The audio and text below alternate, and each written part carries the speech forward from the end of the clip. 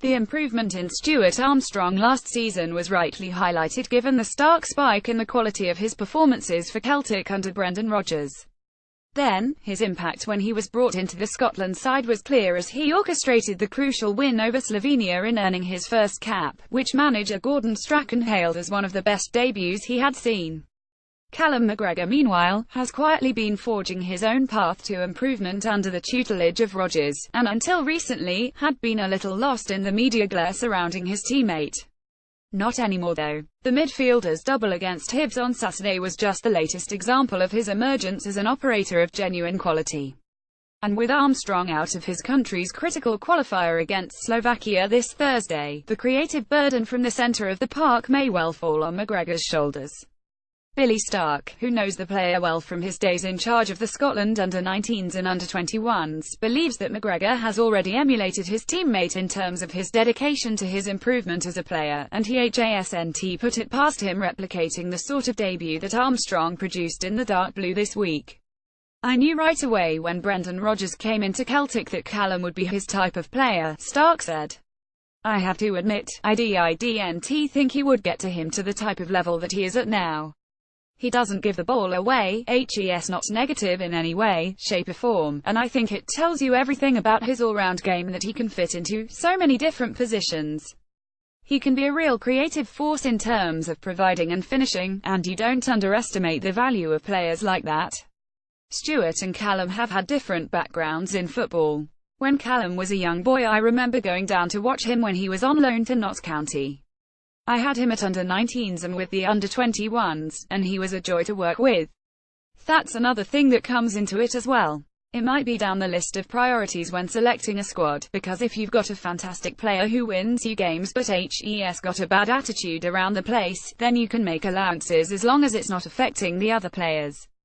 But when you have somebody who is receptive to what you ask them to do, that is a real bonus. Callum has got that. He wants to improve. He wasn't scared to go out on loan to a lower division English team, and he played well for them.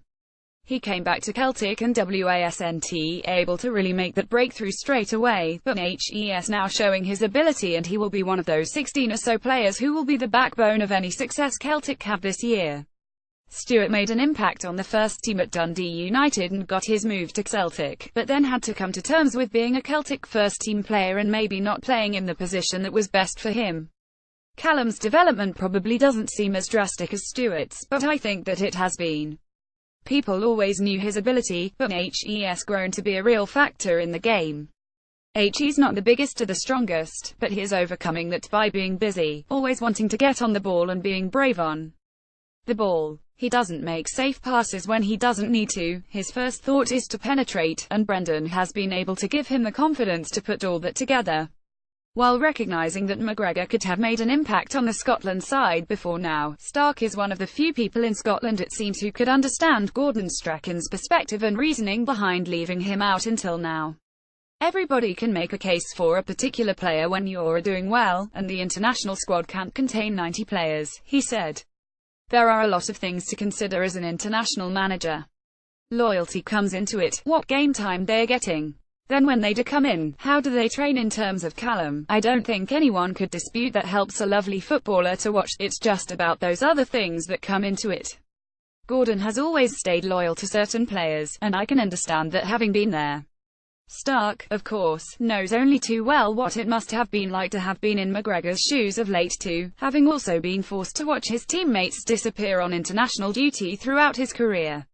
He surely must be one of the most talented Scots to have never turned out for the national side, although the modest Stark only grudgingly admits that he might fancy his chances if he was playing these days.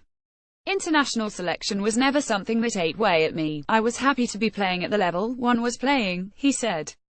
I don't want to sound as if I wasn't ambitious, because everybody desperately wants to play for their country, but every time a squad came out I didn't think I should have been in there. I was competing against the likes of Gordon himself, Graham Souness, Asa Hartford, Archie Gemmill, Jim Bett and Paul McStay, so I recognised how good those players were and that maybe helped me.